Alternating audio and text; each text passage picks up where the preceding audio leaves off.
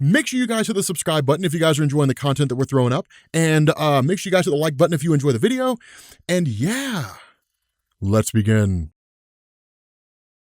Okay, so in the last video we did on MCU villains, which again is basically a series designed to kind of ask the question, can a villain, a particular type of villain, or someone who could be made into a villain fit in the MCU?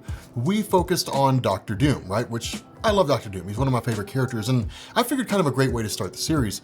In this one, I want to focus on Galactus. Now, when it comes to Galactus in the MCU, one of the questions that people are kind of asking right now is if they come in and they say that, like he debuts in the Fantastic Four, that movie or whatever it is, and they say, well, Galactus has been here the entire time. One of the questions people would ask is, well, then why didn't he do anything during Infinity War and Avengers Endgame? If Galactus were in the Marvel Cinematic Universe during the events of Infinity War and Avengers Endgame, he wouldn't care. Like, it wouldn't matter to him that Thanos had wiped out half the life in the universe. And the reason why is because Galactus consumes life-sustaining planets, right? Like, he consumes worlds. He doesn't really care about the people on them.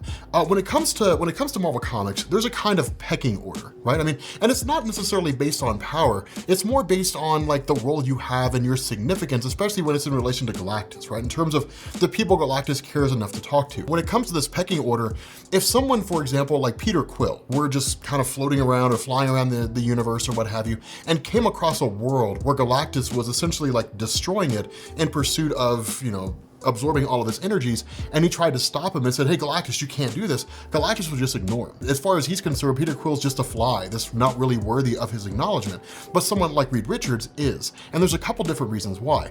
The first is because in the original Galactus trilogy, when he first showed up on Earth and met the Fantastic Four, initially he had plans to consume it, and for the most part was just ignoring everybody on it. And then Reed Richards showed up with the Ultimate Nullifier, which was a device that basically if you pointed at somebody or something, you can essentially wipe them from existence. He showed up with a nullifier and told Galactus, if you don't leave, I'm gonna shoot you with this. And so Galactus left. Now, ultimately he ended up banishing Silver Surfer to Earth and confined him there. But because of the fact that Earth had people who were willing to stand up to Galactus, that kind of raised an eyebrow, right? And so while he didn't necessarily acknowledge Reed as being like a character worth, seeing kind of eye to eye to or worthy of respect, in subsequent stories, that began to change. And it really all kind of came together during the story of the trial of Reed Richards. So this story unfolded by having a scenario where I believe Galactus was dying and Reed Richards chose to save him, or something along those lines. Or it was something like Reed Richards basically acted and preserved the life of Galactus. And so as a result, a kind of coming together of the various empires throughout Marvel took place. So you had the Kree, the Skrulls, the Shi'ar, the Badoon, the Badari. You had like a whole bunch of these different races that kind of came together, and they basically put Reed Richards on trial. And the argument was, because of the fact that he allowed Galactus to live, whether by his action or inaction, then what it meant was that Galactus would continue going around the universe consuming worlds, and Reed was essentially, he was complicit and an accomplice to the deaths of future billions, trillions, and untold numbers because he allowed Galactus to continue on. And so what happened is you ended up having Eternity who stepped in. Now, for those of you guys who are not familiar with Eternity, Eternity is basically what would happen if the universe could get up and walk around, right? Like the universe given form is basically what Eternity is. He represents the space that makes up the universe. Infinity represents the time that passes from the origin of the universe until its end. So they're basically like brother and sister, right? Time and space. And so because of that, Eternity stepped in and said, Galactus is a necessity. He's a universal constant. The purpose Galactus serves is to travel from one world to the next, consuming its energies that can sustain life. And while it does destroy the universe, does destroy the world in the process, what it also does is it keeps the celestial population in check, because the Celestials basically procreate by planting their seeds in worlds that can support life. And then much like a fetus in the womb, the Celestial as an egg begins to essentially feed on the energy that makes up that world. And then once it grows to maturity and it's ready to be born, so to speak, it explodes out from the core of the world and destroys the world and everybody on it in the process. But if Galactus didn't exist and Galactus did not travel around the cosmos consuming life-sustaining worlds, then the celestial population would overrun. They would overrun the entire universe. There would be a huge overpopulation and the universe would be out of balance. And then at that point, the living tribunal would probably step in and either wipe it all away or like create Galactus or something along those lines. But whatever the case, Galactus is a necessity. He has to be there, and the role he serves is a kind of checks and balance in the universe. The other half of that is the kind of mirror effect that Galactus has, right? So Galactus is a being of pure energy, is really what he is, right? I mean, to kind of get into the origin of his character for a second. So we can look at the MCU as it exists right now And we can say that like everything we've seen in the last 10 years, right? Like since the release of Iron Man 1, running all the way up to the events of Avengers Endgame, that's the MCU version 2, right? I mean, it's the second version of the MCU. Before that is MCU version 1. We don't know what that universe looked like, but we can go ahead and grab the comic book version of Galactus and throw it into the MCU and say that in that Marvel Cinematic Universe version 1, that there was a space explorer named Gallon, and he was, traveling around the cosmos because the universe was coming to an end, and he couldn't figure out why. And he basically failed to find out. He never really discovered what the cause of the universe's destruction was. Instead, what ended up happening is that in the universe's final moments, when it was about to end, it was literally crushing in on itself in this big crunch, that the version of eternity from the first universe merged with Galactus, and then, or I guess merged with Gallon, and then he kind of went into this cocoon, more or less. And so that when the universe was born into the Marvel Cinematic Universe version 2, the one that you've been watching for the last 10 years, Galactus was born along with it.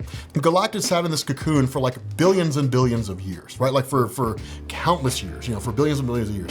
But what he was doing was basically understanding his energy, figuring out how his power worked, and then sort of designing a suit that would essentially regulate all those energies. So that once he emerged, he would go through and just start consuming all these life-sustaining worlds.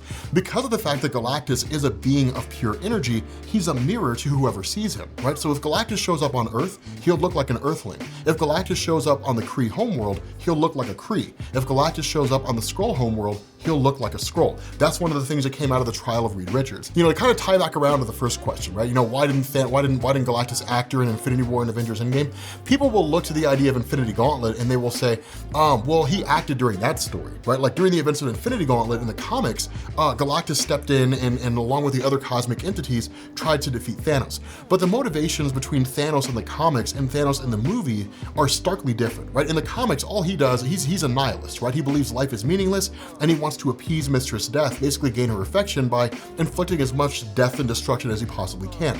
When he got the Infinity Gauntlet, the perspective of Adam Warlock was, well, he wiped out half the life in the universe. He's gonna try to destroy everything later on. We have to stop him while we can. In the movies, it's totally different. It's not really about appeasing Mistress Death. He's not really a nihilist. He doesn't believe that life is meaningless. He just believes that overpopulation is basically taking away from everything. Now, having said that, in terms of actually establishing him in the Marvel Cinematic Universe, this is where things get difficult because Galactus is not really a traditional straight up villain. His motivations aren't rooted in like just being a dick or like just intentionally inflicting harm on others. He's not self-serving, right? It's not like an acquisition of wealth is what drives Galactus to do the things he does, or like an acquisition of power or something along those lines. He does what he does because it's a necessity. And so it's interesting because to make Galactus a villain would be tantamount to making like the sun a villain, or not even the sun, really like a black hole a villain, right? Like black hole, this hole in space and time, is a collapsed dead star with a singularity at the center, and everything that comes near, passes the event horizon gets sucked in to basically be broken down on the atomic level, never to be seen or heard from again. The only way to really make that work would be to would really be to have Galactus as a character that's in there, and you don't really depict him as a villain. He doesn't really have villainous motives. He's more of a villain by circumstance. Like by the virtue of his existence, he inflicts death and destruction. And so because of that, like they have to basically stop him in order to like save a world, right? But like it's done in such a way to where it's like he's just kind of a thing that exists, and it's not really right or wrong. It just is. It's the circumstances that make him appear to be a villain. That's really the only way you could throw him into the Marvel Cinematic Universe. Anything beyond that, and it gets a little kind of crazy and a little hokey. But you could definitely put him in there. The question that I have is, what do you do after that, right? Like if you introduce Galactus and then you basically say he's this being that's there, he's not really good, he's not really evil, he just kind of exists, and then like he consumes worlds, then you would have to kind of craft circumstances that would lead to Galactus's involvement, and would see him either fighting on behalf of people or fighting against them or something along those lines, which we've seen happen in the comics, right? I mean, there's a zillion different circumstances, Infinity Gauntlet, Infinity War, things like that, but it's usually Galactus acting in preservation of himself and the universe, right? Like if a being is powerful enough to destroy the universe, they're powerful enough to destroy Galactus. And so Galactus, by virtue of being destroyed, if the universe were destroyed, ends up acting because, it's really, I guess, some measure of preservation in his own self-interest. But whatever the case is, it's the circumstances that really involve Galactus more than like the nature of Galactus himself. So I don't know. I mean, it's kind of difficult to do. Like it's kind of difficult to take a being that's not inherently evil and then put him in a movie and make him appear inherently evil, right? I mean, you know, and almost kind of like have the audience walk away believing that guy's inherently bad. I think people would be more interested in just seeing like the force of Galactus, right? Just seeing like Galactus brought in, being done properly instead of just a cloud, an octopus cloud. And then in turn, like showing like, here's this being with an insane amount of power. Here's the funny thing. In Infinity War and Avengers Endgame, the way the Infinity Gauntlet was used by Thanos never really maximized its full potential outside of snapping his fingers and blinking out half the life in the universe, right? Like that was the big moment. And it kind of makes sense because if he got the gauntlet and the big moment at the end of Infinity War, which we all knew was going to be him snapping out half the life in the universe, you wouldn't want to have him do something that would make that look small by comparison, right? I mean, you wouldn't necessarily want to have a scenario where like Thanos is fighting with the Infinity Gauntlet against, you know, some heroes or something like that, and then like turns the Earth into a giant popcorn ball. Like you wouldn't want to do something like that because it would take away from the significance of him wiping out half the life in the universe. And so with that in mind, like having Galactus show up in the MCU, I wouldn't be surprised that the kind of power he displays actually seems like it exceeds the power of what we saw with the Infinity Gauntlet. But that was only because of the fact that the Infinity Gauntlet, as it was used by Thanos, was not really used to its full potential. I mean, if it was, you would have seen a far more grandiose display of power than what you saw in both movies. But I imagine, you know, just by virtue of perspective, you know, you would see, you know, Galactus uses power, whatever it is, you know, resurrect somebody from the dead, or like create a whole world or something along those lines. Anyway, I feel like I've rambled on long enough. So with that being said, guys, we're gonna bring this video to an end. If you are new here to Comics Explained, make sure you guys hit the sub button to become part of the Rob Corps. If you guys enjoyed this video, make sure you drop a like, and I will catch you all later. Peace.